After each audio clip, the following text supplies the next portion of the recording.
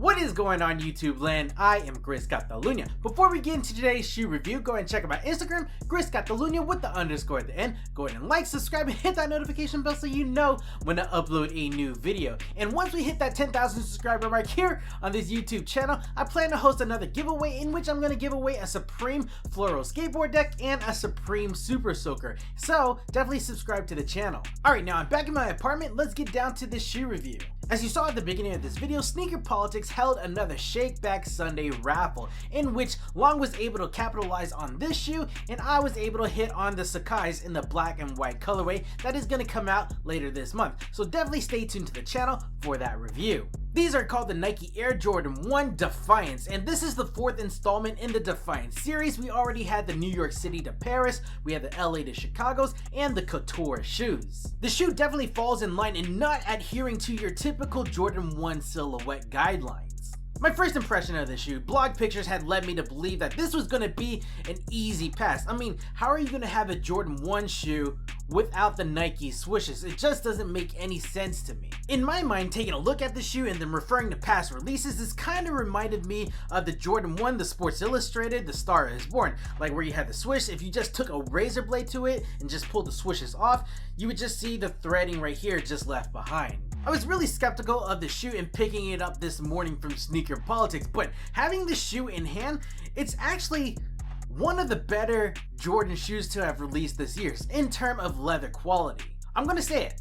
People really slept on this shoe. This Defiant one was made available to sneaker boutiques attaining a Tier 0 account. It was also made available to Foot Action, I think only in Los Angeles, Chicago, and New York City, and on the Sneakers app. And if you weren't able to cop this shoe locally, don't worry. I do think that the shoe is still available on the Sneakers app and or Nike.com. Being that this is a specialty shoe, the shoe released at a price point of $175 USD. Add your taxes and your VAT just based on where you reside. Concerning the resale market, looking at StockX, looking at GOAT, this shoe is ranging anywhere between the retail price and about $250, just depending on the size that you need. A lot of the smaller sizes are going up in price. Upon making this purchase, we are presented with the standard Jordan 1 retro box, in which it's predominantly done up in black and has some red accents on the branding. Now looking towards the front of the box, you have your sizing label, and this is actually incorporating that Nike QR code right here, which in pointing your camera to it, your smartphone to it,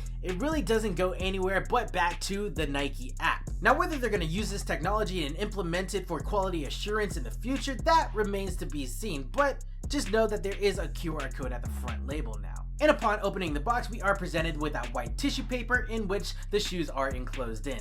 Pulling the shoe out from the box, I'm telling y'all, the leather quality on the shoe is actually pretty good, and if you didn't cop the shoe, you are definitely sleeping. No doubt, the leather quality on this Defiant 1 is probably better than the majority of Jordan 1s that came out this year. In typical Jordan 1 fashion, of course, the upper is mainly comprised of leather material. You have the quarter panel, the vamp, and the collar areas, which are predominantly done up in that white leather and are heavily texturized. In comparison to the black leather that is featured on the shoe at the heel cup, at the ankle strap, the lacing system, the toe box area, that white leather is a little more firm than that black leather. This black leather actually has a bounce to it and feels pretty plush, and it doesn't have that heavy texturizing that is going on those white panels. These black panels, super buttery. And to give those black panels a little more pop, they implemented red stitching all along the outside of those particular panels. In typical Jordan 1 high fashion, we have the Wings logo that is situated at the ankle strap right here, and it too has that outline going on done up in red stitching, and it's featuring the zigzag lines.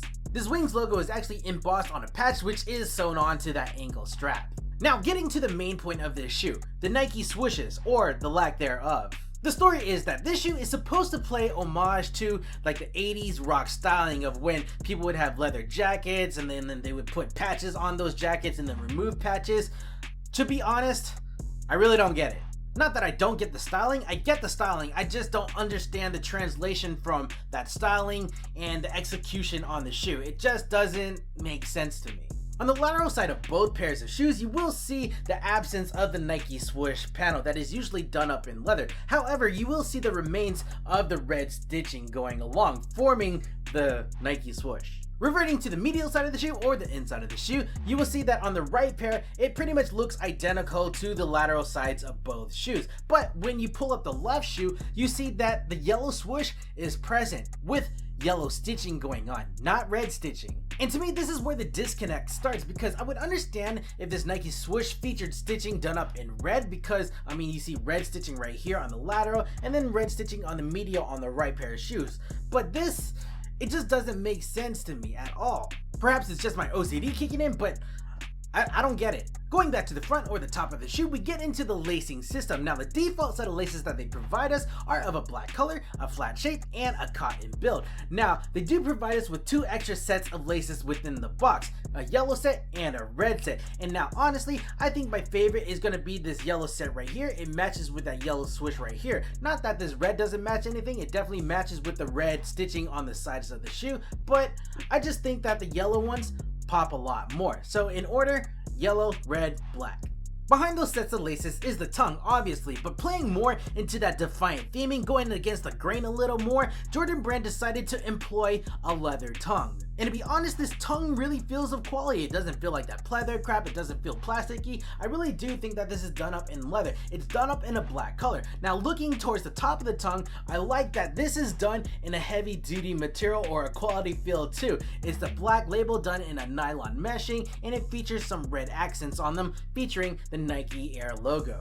The lining of the shoe is done in a material that all Jordan 1 shoes should be done in, a neoprene material. This particular one is done in black color, and it feels actually more padded than your average Jordan 1 on the lateral, on the medial, and at the heel of the shoe. This is done very well. I'm excited about this. In removing the insole, that fabric bed matches the only Nike swoosh present on that Jordan 1 shoe. It's done up in a yellow color and laid on top of a thin piece of blue foam. Now towards the heel area, you will see some of that Nike Air branding done up in black.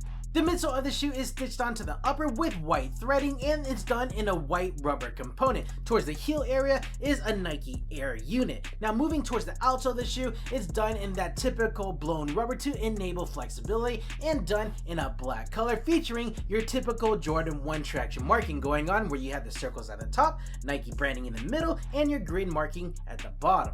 Sizing, normally I'm rocking a size 8.5 or a 9 US, 8.5 being my true to size, and that's what I went with this particular model, and it definitely fits that way, true to size. In terms of comfort, again, this is a Jordan 1 shoe. It's pretty understood that Jordan 1s don't offer a lot of support and cushioning. Just watch the last 100 videos I did on Jordan 1s. And you already know, if I'm buying a Jordan 1 shoe, you already know that I'm buying a new set of insoles. Like, no joke, I really do need that arch support. In summation, the shoe, it was heavily slept on, and I'm not saying that this should be reselling at astronomical prices or anything, but definitely the shoe shouldn't be sitting online or in stores. It should have at least sold out. Again, of all the Jordan 1s that released this year, this has some of the better leather quality work done on it.